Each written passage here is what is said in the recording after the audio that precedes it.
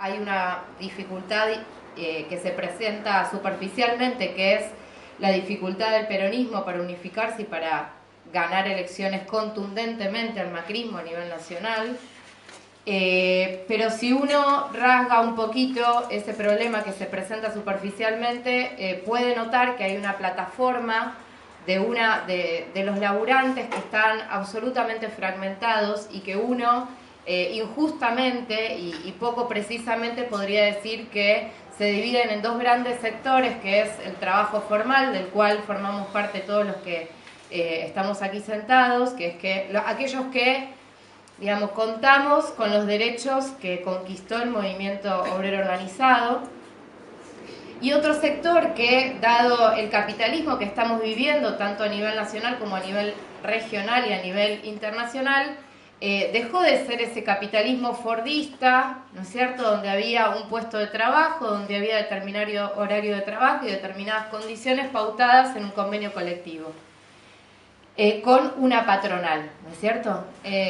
Vivimos en un capitalismo donde se está hablando que el 30-40% de la población no tiene un trabajo de esas características, no tiene derechos, no tiene patrón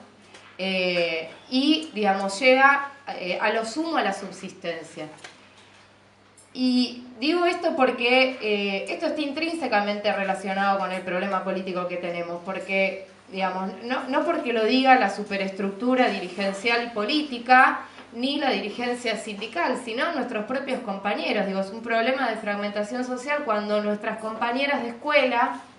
en su momento, como recuerdo, venían con la tapa del diario de Clarín diciendo cómo puede ser que aumente la asignación universal para embarazadas,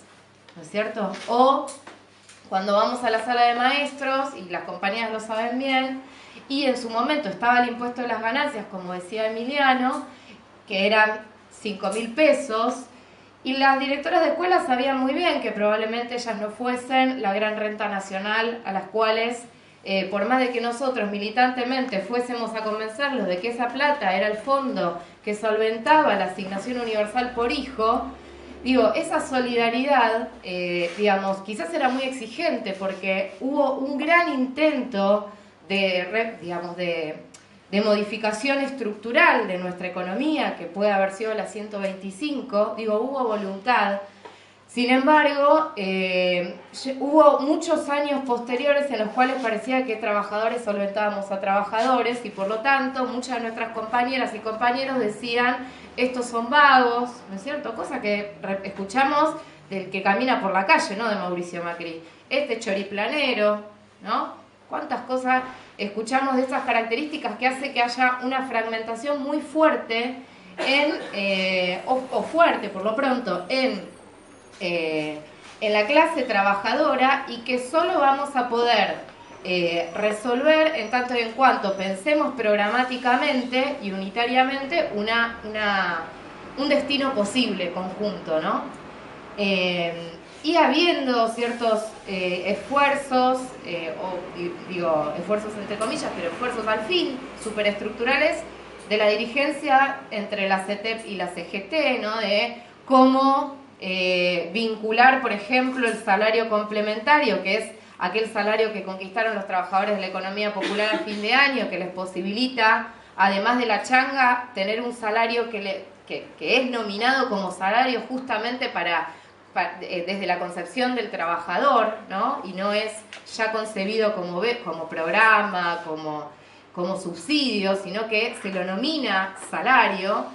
Cómo ese salario complementario le permite alcanzar al salario mínimo vital y móvil, y cómo esa pelea que puede ser de los trabajadores formales por el salario mínimo vital y móvil que se extienda, puede ser también el de los trabajadores de la economía popular, porque justamente ese salario complementario está planteado unificadamente. Digo, cómo esas peleas parciales, esas peleas sectoriales pueden pensarse en un marco más amplio, y cómo podemos hacer justamente para que, digamos, que la clase trabajadora tenga un programa unificado y que eso pueda expresarse luego políticamente, ¿no? Y no esperar de la política cosas que, digamos, que tenemos que resolver hacia abajo fundamentalmente. Y también respecto de que, bueno, que el macrismo no es únicamente un programa de ajuste económico, como bien decían los compañeros, sino que viene a implementar patrones culturales que justamente plantean una cadena de sentidos para estos compañeros, que son justamente la meritocracia, que son el individualismo, que es el emprendedurismo, donde la ministra de Desarrollo Social pone la foto de una parrilla, de un parrillero, donde explica de esa manera, digamos, la posibilidad de laburo de una persona, ¿no es cierto? Y digo, le dan una cadena de sentido a ese problema que nosotros tenemos como clase trabajadora. Y la lectura de sentido que le dan es individualista. Y también vincula a los 12 años que vivimos con el mérito personal, cuando nosotros, como organizaciones intermedias, intentamos todos los días poder transmitirle a los compañeros y compañeras que cada mejora objetiva y subjetiva, digo, material y cultural que hemos tenido durante estos 12 años fue producto de las luchas, de voluntad política, de banderas que se recuperaron, del sindicalismo, como es por ejemplo la paritaria.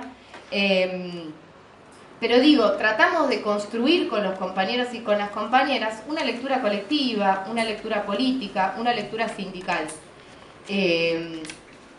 Me parece que en ese sentido es un momento para, reivindico mucho a las organizaciones intermedias en ese laburo, en la posibilidad de contrarrestar ese esquema de sentidos donde el macrismo le viene a decir a los laburantes que es mérito personal y simplemente con la voluntad van a salir adelante.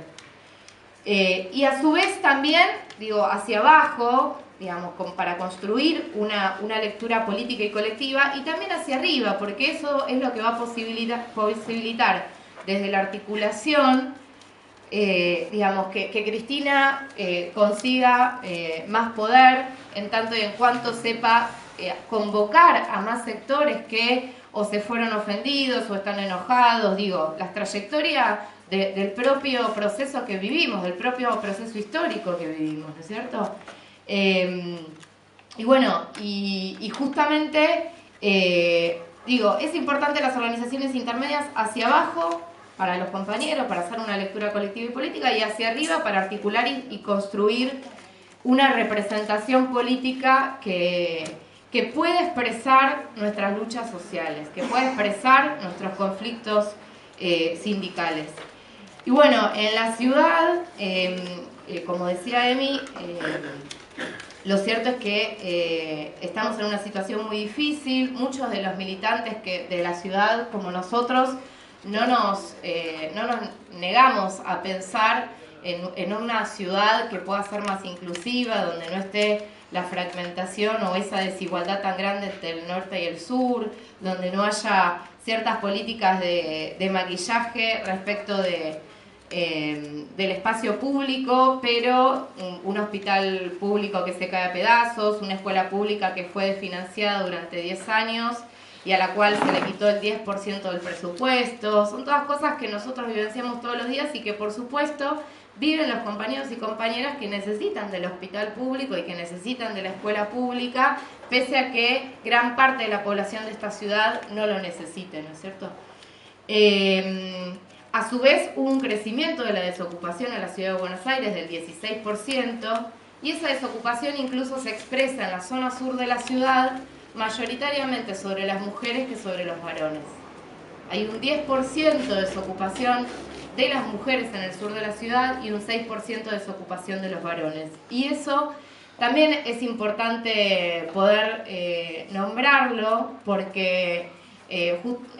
las que más padecemos las situaciones de ajuste somos las mujeres, y eso no es un cliché. Eso es tener perfectamente claro que el empleador, a la hora de elegir entre un varón y una mujer, va a elegir un varón, porque las tareas de cuidado sobrecaen principalmente sobre nosotras, porque somos las que muchas veces, digo, por cuestiones culturales, del propio